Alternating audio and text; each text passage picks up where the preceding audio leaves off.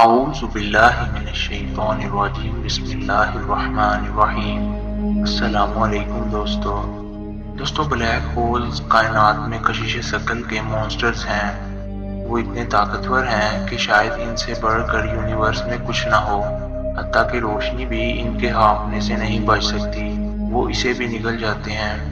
ایک black hole کافی طاقتور ہوتا ہے، لیکن اگر دو بلیک ہول ایک دوسرے کو ٹکرا جائیں تو خلا کی شکل بدل سکتے ہیں۔ اگر ایسا ہو جائے تو یہ کس قدر دلچسپ ہوگا؟ کیا اس کا اثر زمین تک پہنچے گا؟ دوستو کیا ہوگا اگر دو بلیک ہول آپس میں ٹکرا جائیں یا باہم مل جائیں؟ یقیناً ہمارے پاس ابھی تک بلیک ہول پر کنٹرول کرنے کا کوئی ذریعہ نہیں ہے۔ تصور کریں کہ آپ زمین پر ایک جائنٹ ٹیلیسکوپ کے ذریعے خلا کا مشاہدہ کر رہے ہوں اور اچانک آپ کچھ عجیب نوٹس کریں۔ کیا یہ ایک اور بلیک ہول ہے جو یقیناً اسی جیسا نظر آ رہا ہو، اور یہ نظر آنے والے دونوں بلیک ہول ٹکرانے والے ہیں؟ اس سے یہ پتہ چلتا ہے کہ یہ گریویٹیشنل جائنٹس یعنی بلیک ہولز کبھی ایک دوسرے میں داخل ہو سکتے ہیں۔ دوستو آپ سوچ رہے ہوں گے یہ سپر سائز نیوکلیئر بام پھٹنے جیسا نظارہ ہوگا، لیکن حقیقت دراصل اس سے بھی زیادہ مایوس کن ہوگی۔ آپ ہرگز نہیں چاہیں گے کہ کوئی خلائی نیوکلیئر بام زمین کے قریب بھی چلے۔ دوستو اس ویڈیو کے ساتھ جڑے رہیں تاکہ یہ سمجھ سکیں کہ بلیک ہول کیسے آپس میں ٹکراتے ہیں۔ بلیک ہول ہر شکل اور ہر سائز میں آ سکتے ہیں۔ یقینی طور پر ان کی مقدار کا دار و مدار اس چیز پر ہوگا کہ ٹکرانے والے بلیک ہول کون سے تھے۔ سٹیلر ماس بلیک ہول کی سب سے عام قسم ہے، جو کہ تقریباً سورج سے 20 گنا سولر ماس رکھنے والے ستارے تھے، لیکن اب یہ ایک گیند میں فٹ آ چکے ہیں۔ دوستو اب ان بلیک ہولز کے مشاہدہ پر آتے ہیں۔ پہلے آپ دونوں بلیک ہول کو قدرے قریب آتے ہوئے دیکھیں گے، یہاں تک کہ وہ ایک دوسرے کے مدار میں داخل ہو جائیں گے۔ وہ مادے اور گیس کو اپنے درمیان ببر میں کھینچنا شروع ہو جائیں گے۔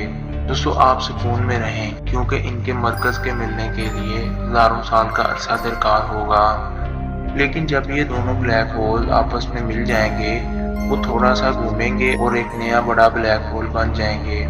دوستو مجھے امید ہے کہ آپ اس طرح کے دھماکے کے نتائج سے مایوس نہیں ہوئے، لیکن رکیں، یہاں ایک اور چیز بتانے جا رہا ہوں کہ اس تصادم سے اضافی توانائی کشش ثقل کی لہروں کی طرح کائنات میں واپس پھیل جائے گی۔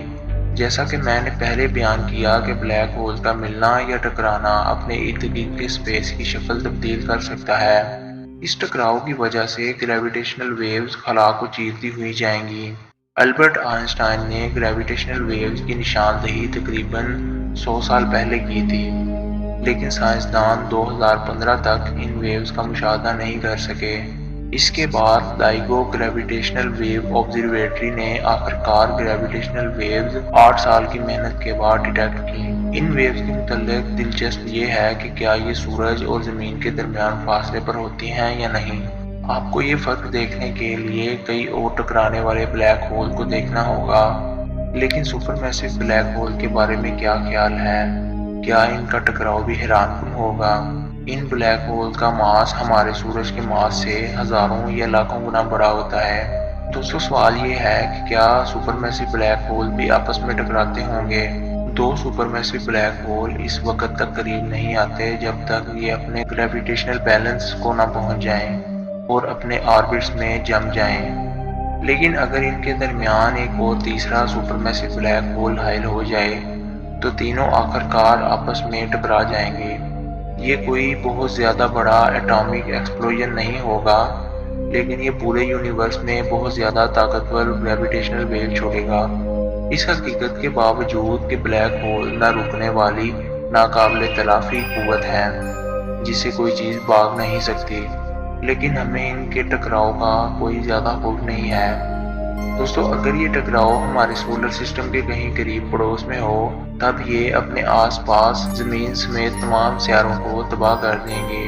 اگر آپ واقعی ایک بلیک ہول میں جھانکنا چاہتے ہیں، چاہے یہ کوئی سنگل بلیک ہول ہی ہو، تو آپ کو اس سے ایک فاصلے پر رہنا ہوگا تاکہ آپ سیف رہیں۔ لیکن آپ کے سیف رہنے کے لیے یہ فاصلہ کتنا ہوگا، یہ ایک اور طویل موضوع ہے۔ دوستو آج کی ویڈیو کے لیے اتنا ہی، ملتے ہیں ایک دلچسپ ویڈیو کے ساتھ، تب تک کے لیے اللہ نگہبان۔